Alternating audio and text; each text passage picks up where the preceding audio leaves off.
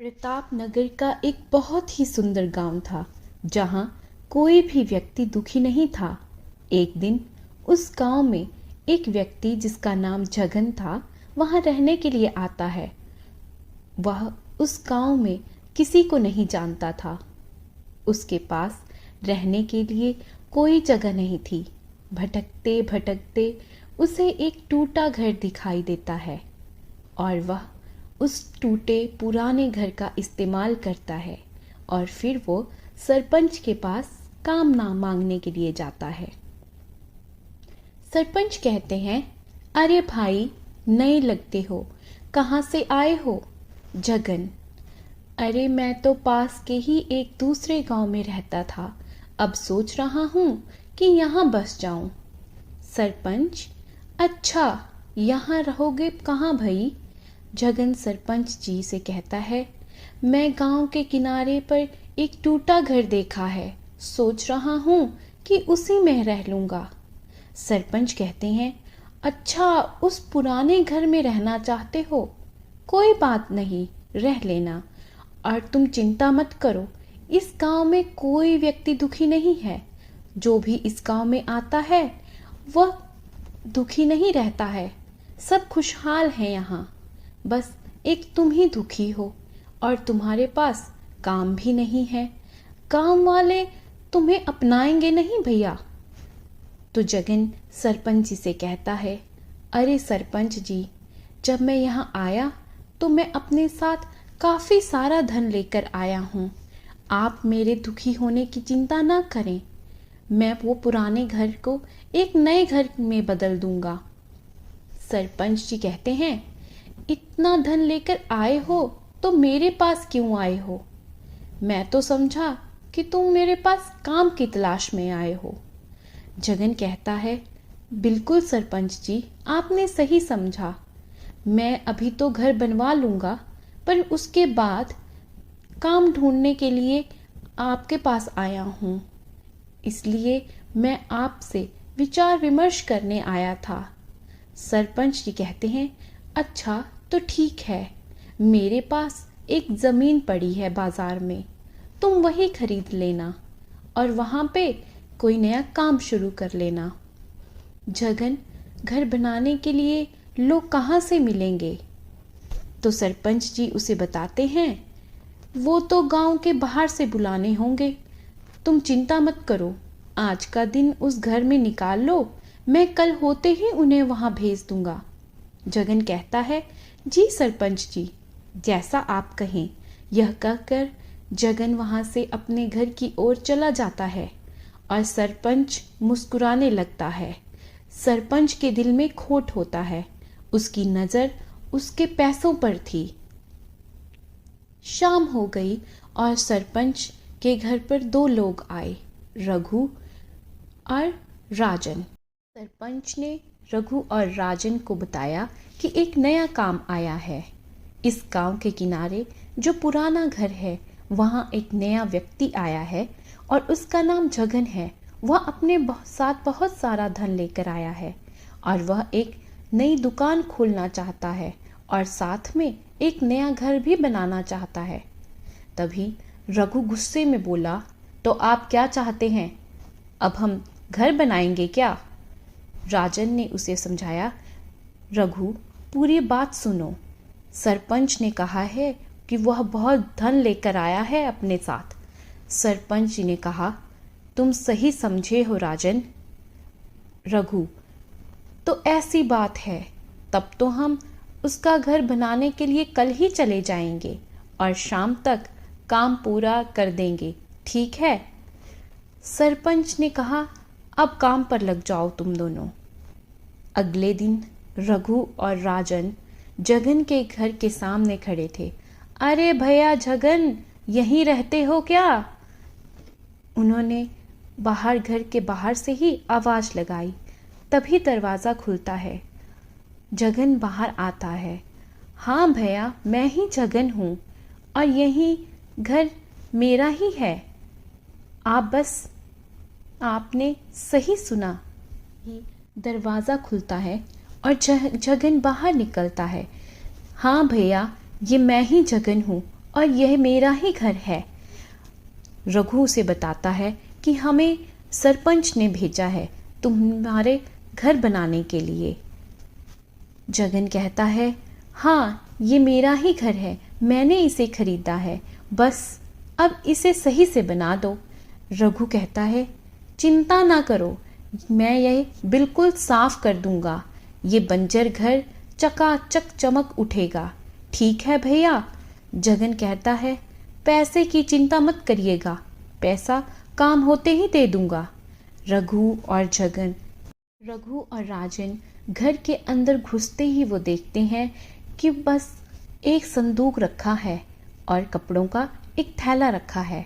राजन कहता है, ठीक है भैया, तब हम काम शुरू कर देते हैं।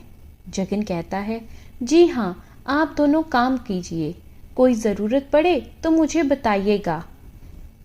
रघु कहता है, ठीक है, हम काम शुरू करते हैं। दोनों को काम करते करते काफ़ी देर हो जाती है, कड़ी धूप हो चुकी थी। जगन कहता है, भैया मैं आप दोनों के लिए कुछ खाने को ले आता हूँ। रघु कहता है, जी बहुत भूख लगी है, आप आएंगे तब तक हम आपका पूरा काम कर देंगे, हम पूरा साफ सफाई कर देंगे। जगन वहाँ से चला जाता है। जब जगन वहाँ से वापस आता है, जगन कहता है, ठीक है, आप दोनों लगे रहिए, मैं अभी आया। यह कहकर जगन वहाँ से चला गया। राजन कहता है, भैया ये तो गया, अब हम अपना असली काम शुरू करते हैं। रघु कहता है, काम तो आते ही हो गया था, वो देखो वहाँ एक संदूक रखा है। तो राजन कहता है, अच्छा तो खजाना सारा उसी संदूक में होगा। आप तो बड़े होशियार निकले भैया, चलिए हम इसे साफ कर देते हैं। दोनों भाई मिलकर उस संदूक को खोलते हैं। उन्हें सोने चांदी के सिक्के मिलते हैं। दोनों पूरा संदूक उठाकर वहाँ से भाग जाते हैं। जगन खाना लेकर वापस आता है। अरे भैया, रघु, राजन, कहाँ गए आप दोनों? मैं खाना ले आया। किसी ने उसे कोई जवाब नहीं दिया। जगन चारों ओर घूमकर देखता है, पर उसे कोई नहीं दिखाई देता। फिर वो देखता है कि उसका संदूक गायब हो चुका है। यह देखकर वह रोने लगता है। अरे मैं लुट गया, मैं बर्बाद हो गया, मेरी पूरी जिंदगी की मेहनत चली गई, अब मैं क्या करूँगा। जगन भागते भागते सरपंच के घर पहुँच गया। सरपंच जी, सरपंच जी। अरे क्या हो गया भैया, तुम क्यों रो रहे हो? शांत हो जाओ और मुझे पूरी बात बताओ। जगन कहता है, आपने जो 2 लोगों को भेजा था, उन्होंने मेरा सारा पैसा, मेरी जिंदगी की पूरी कमाई चुरा ली और वहाँ से भाग गए। सरपंच कहता है, ये कैसे हो सकता है? क्या उन दोनों ने तुम्हारा सारा पैसा चुरा लिया? कितने पैसे थे तुम्हारे पास? जगन कहता है, उसमें बहुत पैसा था, मेरी जिंदगी की कमाई थी, उसमें मैं अपनी सारी ज़मीन और घर बेचकर पैसे लेकर आया था कि इस गांव में आकर एक नई जिंदगी की शुरुआत करूंगा। सोना चांदी के कई सिक्के थे उसमें। सरपंच कहता है, अच्छा, बहुत ही दुखद बात हो गई। रुको भैया, मैं तुम्हारे लिए पानी लेकर आता हूँ। जैसे ही सरपंच उठकर आगे बढ़ता है, उसके थैले से एक सोने का सिक्का गिरता है। जगन उसे उठा लेता है और बड़े ध्यान से देखता है। सरपंच जी, ये सिक्का तो मेरा है। यदि आप इस खेल में मिले हुए हैं तो कृपया करके मुझे मेरे पैसे वापस कर दीजिए। सरपंच कहता है, अच्छा, तो तुम्हें आखिर पता चल ही गया। कोई बात नहीं, अब जब पता चल ही गया है तो क्या किया जा सकता है। रघु और राजन दोनों बाहर आ जाओ। रघु और राजन दोनों वहां आ जाते हैं और वो तीनों मुस्कुरा रहे होते हैं, जोर जोर से हंस रहे होते हैं। तुम तीनों मिले हुए हो, मैं समझ गया। भैया, पैसे का इतना मोह अच्छा नहीं है, कृपया करके मेरा पैसा, मेरा धन मुझे वापस कर दो। जगन उनके सामने गिड़गिड़ाता रहा, पर वो लोग उस पर हंस रहे थे। रघु और राजन ने उसे बाहर निकाल दिया। चल भाग यहाँ से, दिखाई मत देना सरपंच जी के यहाँ। रोते बिलखते जगन जंगल की तरफ जाकर बैठ गया। वो काफी समय तक रोता रहा, अपनी किस्मत को कोसता रहा। तभी वहाँ एक भिखारी आता है। भिखारी कहता है, रोते क्यों हो भैया? जगन कहता है, तुम नहीं समझोगे। तभी भिखारी कहता है, अगर एक भिखारी दूसरे भिखारी को ना समझे तो व्यर्थ है। जगन कहता है, भैया मैं भिखारी नहीं हूँ, मेरे सारे पैसे इस गांव के सरपंच ने चोरी कर लिए हैं। तो भिखारी उसे कहता है, तो तुम भी भिखारी हुए ना? जगन, हाँ शायद सही कह रहे हो तुम, अब मैं क्या करूं, मुझे कुछ समझ नहीं आ रहा। तो वो भिखारी जगन से कहता है, मुझे कुछ पैसे दे दो, मैं तुम्हारी शायद कुछ मदद कर सकता हूँ। जगन कहता है, अपनी जेब से अभी तो सारे तुम पैसे मुझे निकाल भिखारी कर कहकर उसे दे चिढ़ा दिए। रहे थे और अब जगन मुझसे कहता है, पैसे बस मांग रहे हो। ये आखिरी अजीब हो पैसे भाई, बचे थे तुम मेरे तो पास, भिखारी इन्हें तुम ले बहुत। लो। भिखारी कहता है, सारे पैसे तो तुमने मुझे दे दिए, खुद के लिए तुमने कुछ भी नहीं बचाया, ऐसा क्यों? जगन कहता है, मैंने तो आज का खाना खा लिया है, तुम भी खा लेना, तुम्हें बहुत भूख लगी है ना? भिखारी कहता है, क्या मांगते हो तुम? मैं भी तुम्हें वो दूंगा।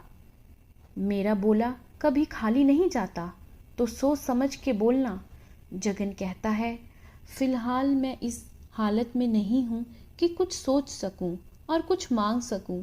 अपनी इच्छा से जो तुम्हें सही लगे वो ही तुम मुझे दे दो। भिखारी कहता है, ठीक है, तुम जिस जगह रहते हो, जो तुम्हारा घर है, वह एक खुफिया महल में बन जाएगा। जगन कहता है, क्या ये सच है? इतना भव्य महल, लेकिन तुम मुझे क्यों दे रहे हो? भिखारी कहता है, मैं इन सब चीज़ों से दूर हूँ, मैं इस मोह माया से बहुत दूर जा चुका हूँ। मैं ना किसी से भीख मांगता हूँ और ना ही किसी को कुछ देता हूँ।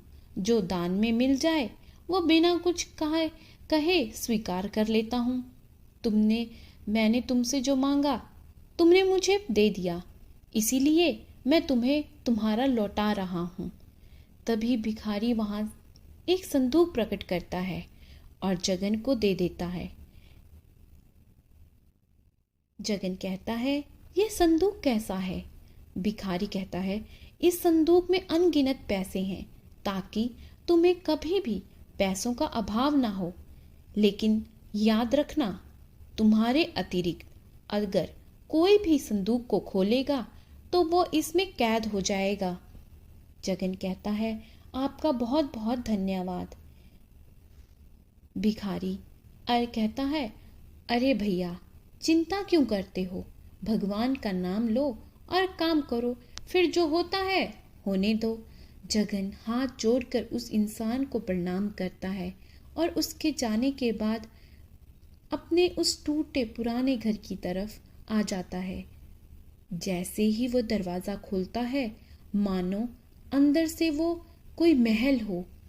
जगन कहता है, वाह, ये तो सचमुच एक महल की तरह है। तभी उसे दरवाजे पर दस्तक सुनाई देती है। संदूक को रखकर वह दरवाज़ा खोलने के लिए जाता है।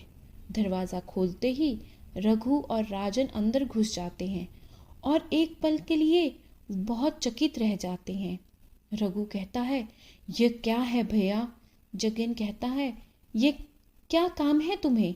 अब क्यों आए हो तुम यहाँ पे? सरपंच भी घर के अंदर आ जाता है। जगन उनसे कहता है, क्या है आप तीनों को, क्या चाहिए मुझसे? सरपंच चकित था यह सब देखकर। वह कहता है, यह सब कहाँ से मिला तुम्हें, इतना सुंदर महल? जगन कहता है, तुमसे मतलब, अपने काम से काम रखो और अब चले जाओ यहाँ से। सरपंच, इस घर पर कब्जा तो मैं कर ही लूंगा, कुछ दिनों में और तुम्हें यहाँ से निकाल दूंगा। और ये संदूक जो वहाँ दिख रहा है ना, इसे लगता है इसमें और भी पैसे हैं, मैं इसे अपने साथ ले चला जाऊंगा। राजन कहता है, हाँ सरपंच जी सही कह रहे हैं, वैसा ही संदूक है जैसा ये लेकर आया था। हमें लगा बस एक ही है इसके पास, लेकिन इसने तो दूसरा भी छुपा रखा था। रघु, भाई चलिए इसे खोलते हैं। जगन कहता है, नहीं इसे मत छुओ, इसे बस मैं ही खोल सकता हूँ। अगर किसी और ने खोलने की कोशिश की तो पता नहीं क्या हो जाएगा। बेवकूफ समझा है क्या जगन? जगन की बात काटकर सरपंच, रघु और राजन उस संदूक को खोलते हैं, और जैसे ही वो उसे खोलते हैं, संदूक उन तीनों को अंदर की तरफ खींच लेता है। जगन उन तीनों को देखता ही रह जाता है और फिर डर से संदूक को बंद कर देता है।